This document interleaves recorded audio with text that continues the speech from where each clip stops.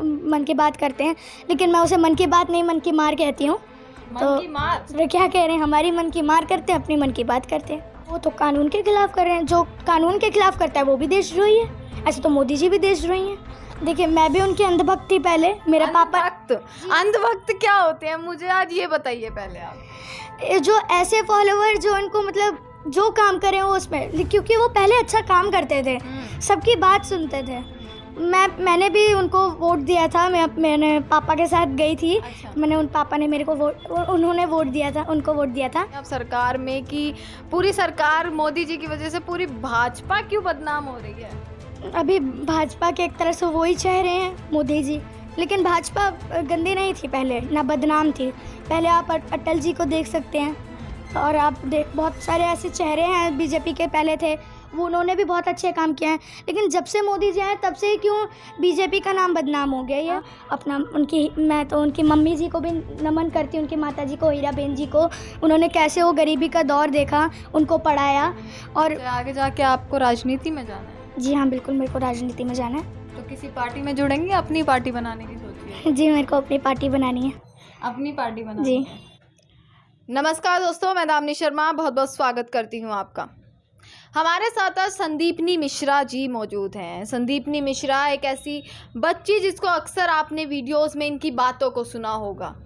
10 साल की उम्र में बच्चा स्कूल जाता है, पढ़ाया जाता है, स्कूल की किताबों की बातें हम उनसे पूछ सकते हैं। पर जब संदीपनी से मिलेंगे तो इनसे आप किसी भी मुद्दे पर बात कीजिए तो आपको जवाब मिलेगा, क्योंकि इतना ज्ञान जो इन्होंने लिया है, हर चीज़ को पढ़कर, हर चीज़ को देखकर, ज़मीनी हकीकत को भी यहाँ तक इन्होंने देखा है। चाहे वो मैं हकीकत किसान आंदोलन की कहूँ, किसान आंदोलन में भी पूरा अपना योगदान दिया, वहाँ तक गई, वहाँ की चीज़ों को परखा और उनका योगदान दिया, उनको मोटिवेट किया कहीं ना कहीं। संदीपनी, आज मैं आपसे पूछूंगी, 500 किसान शहीद हो चुके हैं किसान आंदोलन में, खबर होगी आपको, आप गई भी थी बॉर्डर पर। क्या लग रहा है, 7 महीने का वक्त, 500 किसान शहीद, कितनी बड़ी बात हो जाती है ये? देखिए, बहुत बड़ी बात है हमारे लिए कि 7 महीने में 500 से ज़्यादा किसान शहीद हो गए हैं, और बहुत लोगों ने तो ऐसे भी शहीदी दी है। इधर मैं देखती हूँ कि अगर उनका बेटा जो पाकिस्तान के बॉर्डर पे, चीन के बॉर्डर पे खड़ा है इतनी ठंड में, और यहाँ किसान दिल्ली की सरहद पर खड़े हैं, मोदी जी से पुकार लगा रहे हैं कि हमारे कृषि बिल वापस कर लो, तो देश के लिए शर्म की बात है कि 7 महीने में 500 से ज़्यादा किसान शहीद हो गए हैं। पहले बात की गई थी कि 6 महीने के अंदर, उम्मीद नज़र आ रही थी कि 6 महीने में सारी चीज़ें सही हो जाएंगी, बिल वापस हो जाएगा, एमएसपी को कानून बना दिया जाएगा। 6 महीने भी बीत गए, 7 महीने बीत गए, 8वां महीना लगने जा रहा है, कुछ नहीं हुआ अब तक। नहीं, तो इग्नोर किया जा रहा है जहाँ तक है आंदोलन को, क्यों? जी बिल्कुल, ऐसे एक तरह से कह सकते हैं मोदी जी ने अपना कानून ला दिया, बस अपना बेनिफिट देख रहे हैं, वो कहाँ मेरा फ़ायदा हो रहा है। लेकिन मोदी जी, आप कृषि बिल वापस ले लो, क्योंकि वो किसान जो है अपने लिए तो नहीं कर रहे हैं, वो तो खेती ही करेंगे, लेकिन वो आपकी थाली बचाने के लिए ही कर रहे हैं। और हाँ, जहाँ हम देखें उनको उसमें फ़ायदा नहीं है और उनको नहीं लगता ऐसा, तो आप वापस हटा लो। आपको क्या जा रहा है? हाँ, आपको अगर अंबानी या अडानी से कुछ फ़ायदा है तो आप ये बताओ। ऐसा भी है, आप मन की बात करते हैं, पर सुनिए आप प्रधानमंत्री जी की मन की बात। जी हाँ, वो मन की बात करते हैं, लेकिन मैं उसे मन की बात नहीं, मन की मार कहती हूँ। मन की मार? जी हाँ। ऐसा क्यों? वो अपनी मन की बात करते हैं, दूसरों की मन की बात ही नहीं देखते। दूसरे क्या कह रहे हैं, हमारी मन की मार करते हैं, अपनी मन की बात करते हैं। तो अगर दूसरों की बातें सुनने की बातें होती तो शायद देश में समस्या ही नहीं होती कोई। जी नहीं, ऐसी समस्या तो होती है, हर जगह समस्या होते हैं।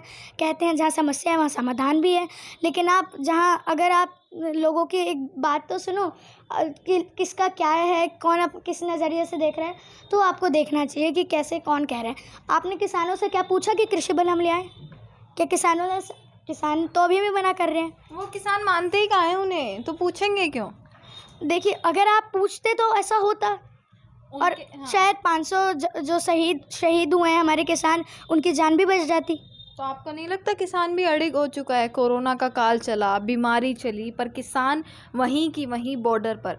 इतना अड़िग होना भी सही नहीं है ना, क्योंकि बीमारी का वक्त था। देखिए, वो उनको तो अड़ना ही पड़ेगा। अगर वो इस प्रदर्शन से हट गए तो वो ऐसे तो अगली पीढ़ियां भी इन किसानों की ऐसे ही जाएंगी। तो कई बार उन्हें धमकियां भी दी गई, अमित शाह जी ने भी धमकी दी उन्हें कि हट जाइए यहाँ से, नहीं तो हटा दिया जाएगा। उस पर क्या कहेंगे? वो हटेंगे तो नहीं किसान, वो हमारे जैसे अमित शाह जी और मोदी जी उनको धमकियां दे रहे हैं। पर अभी तक अगर आप कह रहे हैं तो आपको हटाना है कोरोना की, अगर आपको रहता कि हमको कोरोना में देखना है, उनको भी देखना है, तो आप अभी तक हटा देते, मतलब कृषि बिल हटा देते आप। क्यों आपने नहीं किया? कानून उनको अच्छा नहीं लग रहा है, जिसके लिए आपने कानून लाए हैं उनको ही अच्छा नहीं लग रहा है, तो फिर कैसे आप कर रहे हैं? ये आपकी सरकार में तो कुछ पता नहीं चलता है। क्यों सरकार इतना क्या नापसंद करती हैं आप सरकार में कि पूरी सरकार मोदी जी की वजह से पूरी भाजपा क्यों बदनाम हो रही है? अभी भाजपा के एक तरह से वो ही चेहरे हैं मोदी जी, लेकिन भाजपा गंदी नहीं थी पहले, ना बदनाम थी। पहले आप अटल जी को देख सकते हैं, और आप बहुत सारे ऐसे चेहरे हैं बीजेपी के पहले थे, वो उन्होंने भी बहुत अच्छे काम किए हैं। लेकिन जब से मोदी जी आए तब से क्यों बीजेपी का नाम बदनाम हो गया, ये हमको देखनी चाहिए, क्योंकि वो जनता के पक्ष की बात नहीं देखते हैं। देखिए, 2014 में आई थी मोदी जी, 2019 में दोबारा चुनाव हुआ। 5 साल में जनता ने इतना प्यार दिया है मोदी जी को कि 2019 में भी भारी वोटों की संख्या में वो जीते थे। अब 2024 में चुनाव है। देखिए, मैं भी उनकी अंधभक्त थी पहले। मेरे पापा अंधभक्त क्या होते हैं, मुझे आज ये बताइए पहले आप। जो ऐसे फॉलोवर जो इनको मतलब जो काम करें वो उसमें, क्योंकि वो पहले अच्छा काम करते थे, सबकी बात सुनते थे।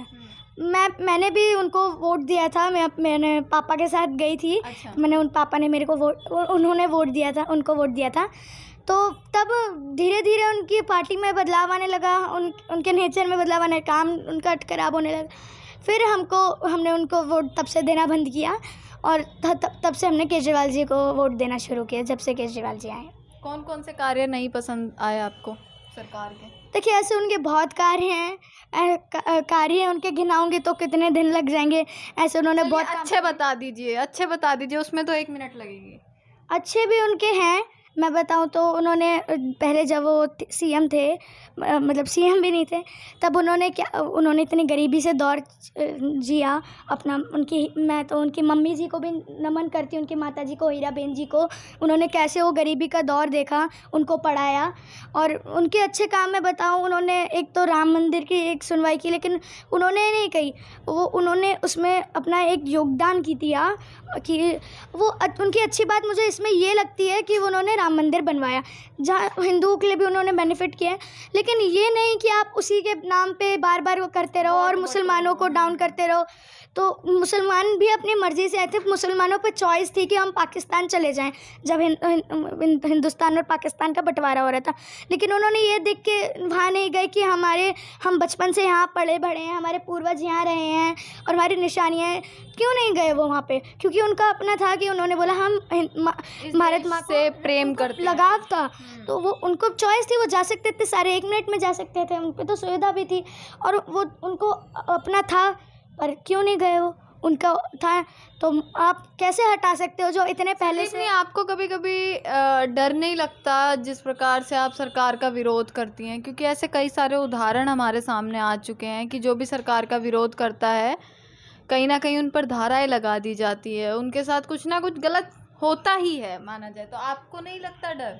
देखिए, हमारा फंडामेंटल अधिकार है कि हम ऐसे कर सकें, उनके सरकार अपनी आवाज़ उठा सकें, ये तो इतिहास में ही लिखा हुआ है। पर आज ये जो फंडामेंटल राइट की आप बात कर रही हैं, ये बचा है, आपको लगता है? जी हाँ, बिल्कुल बचा है। क्यों नहीं कर रहे हैं? बहुत लोग प्रदर्शन कर रहे हैं, आप देश सकते हैं। जब भी हम रामलीला प्रदर्शन करने वाले को ही तो देशद्रोही कह देते हैं, तो वो तो कानून के खिलाफ कर रहे हैं। जो कानून के खिलाफ करता है वो भी देशद्रोही है। ऐसे तो मोदी जी भी देशद्रोही हैं। मोदी जी कैसे देशद्रोही? वो तो पूरी भाजपा देश प्रेमी है, भाजपा तो पूरी देश प्रेमी है, तो फिर आप देशद्रोही क्यों आ रहे हैं? जब आपको पता है कि हमारे इतिहास में लिखा है कि हमारा अधिकार है कि हम धरना कर सकते हैं, हम अपनी आवाज़ उठा सकते हैं, तो इतिहास में तो ये भी लिखा है जो इतिहास के खिलाफ आवाज़ उठाएगा वो देशद्रोही है। तो कौन देशद्रोही है, आप बताइए? संविधान संविधान कह रहा है क्या देशद्रोही कौन है, तो मोदी जी देशद्रोही हैं। आप रखते ऐसे हैं तो नहीं। संविधान में विश्वास? जी हाँ, बिल्कुल रखते हैं। संदीप ने एक पर्सनल सवाल करूंगी, 10 साल की उम्र है आपकी, कहाँ से ये सारी बातें आपको सीखने को मिलती हैं? मैं अपने पापा के, जब मेरे पापा आम आदमी पार्टी के प्रवक्ता हैं, जब से, और तब इसलिए से आप तारीफ करती हैं क्या आम आदमी पार्टी की? यही तो कारण नहीं है? ये कारण बिल्कुल नहीं है। मैं जब से प्राइवेट स्कूल में थी, मैं डीएवी में भी थी, तो मैं गवर्नमेंट स्कूल में खुद मेरा डिसीजन था कि मैं गवर्नमेंट स्कूल में आऊँ। ये मेरा डिसीजन था। प्राइवेट से गवर्नमेंट में गई जी हैं? हाँ, बिल्कुल। आप देख सकते हैं कितने अच्छे हो गए हैं, प्राइवेट से भी अच्छे हो गए हैं गवर्नमेंट स्कूल। प्राइवेट में जहाँ तक की लिफ्ट नहीं लगती है, और वहाँ हमारे गवर्नमेंट स्कूल में लिफ्ट्स लग रही हैं, आप देख सकते हैं। तो इसलिए मेरा, और ज़रूरी नहीं है कि मेरे पापा आम आदमी पार्टी में, इसलिए मैं बीजेपी को भी मेरे पापा पसंद करते थे, तब मैंने बीच में कर दिया कि वहाँ पर पार्टी को करती हूँ। फिर आपने क्या सोचा है आगे जाके आपको राजनीति में जाना है? जी हाँ, बिल्कुल, मेरे को राजनीति में जाना है। तो किसी पार्टी में जुड़ेंगे, अपनी पार्टी बनाने की सोची है? जी, मेरे को अपनी पार्टी बनानी है। अपनी पार्टी बनानी जी। है। अच्छा, तो दोस्तों ये थी संदीपनी मिश्रा, इनसे बातें करी हमने और जान लिया आपने। पर ऐसा नहीं है कि आप लोग जो प्राइवेट में जो छात्र पढ़ रहे हैं वो अब गवर्नमेंट में चले जाएं इनकी बातों को सुनकर। तो संदीपनी मिश्रा, आपका बहुत बहुत मैं धन्यवाद करती हूँ। आपने हमसे बात करी और काफ़ी सारे मुद्दों पर बात करी और प्रेरित भी किया ऐसे बच्चों को जो कई बार अपनी आवाज़ नहीं उठा पाते, जो बोल नहीं पाते और चीज़ों को सहते भी रहते हैं कई चीज़। तो